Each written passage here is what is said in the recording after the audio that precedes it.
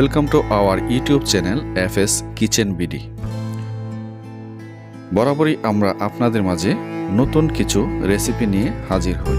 আজকেও তার ব্যতিক্রম নয়।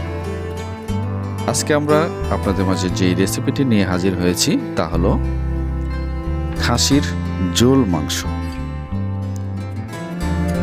তো খাসির যে জাল মাংসটা রান্না করব তার উপকরণগুলো আপনাদেরকে দেখিয়ে নিচ্ছি। প্রথমে আমরা খাসির মাংসটাকে হলুদ দিয়ে জাল দিয়ে নিয়েছি। তারপর আমরা নিয়েছি পেঁয়াজ বাটা, রসুন বাটা, আদা বাটা, মশলাগুলো নিয়েছি হলুদের গুঁড়া, মরিচের গুঁড়া, ধনিয়া গুঁড়া নিয়েছি, জিরা গুঁড়া, তারপর এলাচি, দারচিনি, লবঙ্গ, তেজপাতা। তো এই উপকরণগুলো দিয়েই আমরা আজকে রেসিপিটি রান্না করব। তো আপনারা মনোযোগ দিয়ে সম্পূর্ণ ভিডিওটি দেখবেন।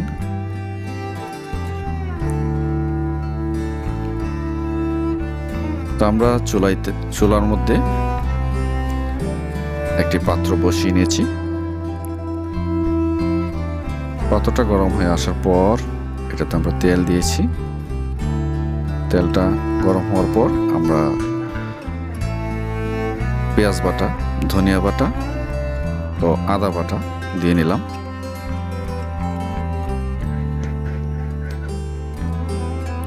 তো এই মশলাগুলো আমরা একটু তেলে ভেজে নিব।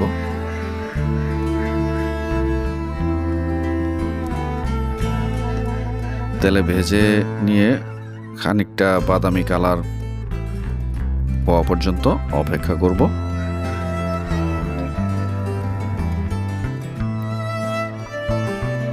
এতে কয়েকটা তেজপাতা দিয়ে দিলাম।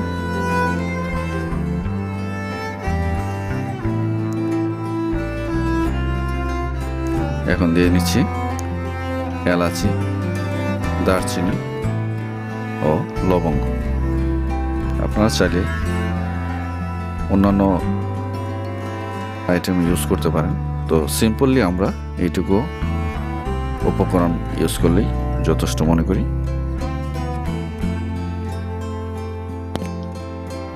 তো এখন আমরা এতে মশলাগুলো দিয়ে নিলাম। হলুদের গুঁড়া, ধনিয়া গুঁড়া, মরিচের গুঁড়া ও জিরা গুঁড়া।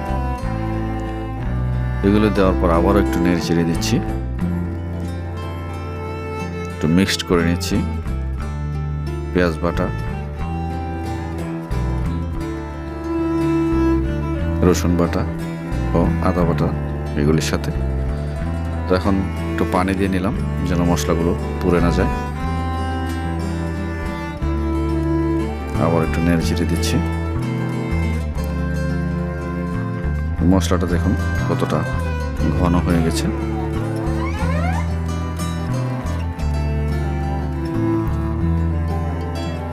তো আমরা এটাকে একটু ভালোভাবে কষিয়ে নিচ্ছি। কষিয়ে নেওয়ার পর এখন দেখুন কি সুন্দর একটা কালার চলে আসছে মশলার মধ্যে। অসাধারণ একটা ফ্লেভারও চলে আসছে। এখন আমরা খাসির মাংসটা দিয়ে নিলাম। খাসির মাংস দেওয়ার পর আবার একটু নেড়ে চেড়ে দিচ্ছি যেন মশলাগুলো মাংসের সাথে ভালোভাবে মিশে যায়।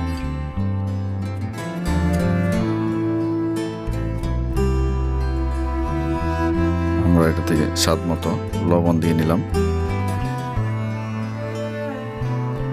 লবণ দেওয়ার পর আবার একটু নেড়ে চেড়ে দিচ্ছি যেন লবণটা পুরোপুরি মিশে যায়। তো এইভাবে আমরা এটাকে কিছুক্ষণ ঢাকনা দিয়ে রান্না করব।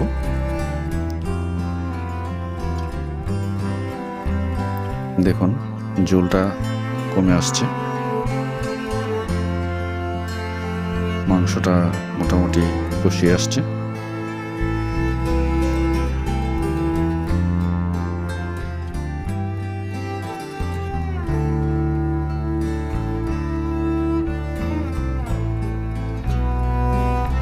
আবার একটু আমরা পানি দিয়ে ঝোলটাকে বাড়িয়ে নিচ্ছি।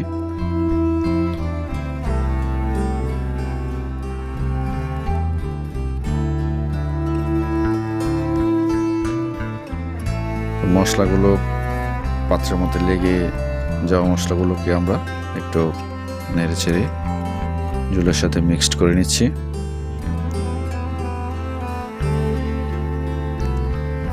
তো আবারও ঢাকনা দিয়ে আমরা কিছুক্ষণ ঢেকে দেব ভালো করে রান্না হওয়ার জন্য। এখন দেখুন খুব সুন্দর একটা কালার চলে আসছে, রান্নাও প্রায় আমাদের শেষের দিকে। তো এইভাবে আমরা খাসির ঝাল মাংস রান্না করে খেতে পারি এবং আত্মীয় স্বজনের মধ্যে আসলে সার্ভ করতে পারি। তো আমরা একটা বাটিতে তুলে নিলাম। দেখুন খুব সুন্দর একটা কালার, দেখলে খেতেই মন চায়। ও খুব অসাধারণ স্বাদ। তো ধন্যবাদ আপনাদেরকে। ভিডিওটি আপনাদের কাছে যদি ভালো লাগে লাইক করবেন, শেয়ার করবেন। ধন্যবাদ সবাইকে।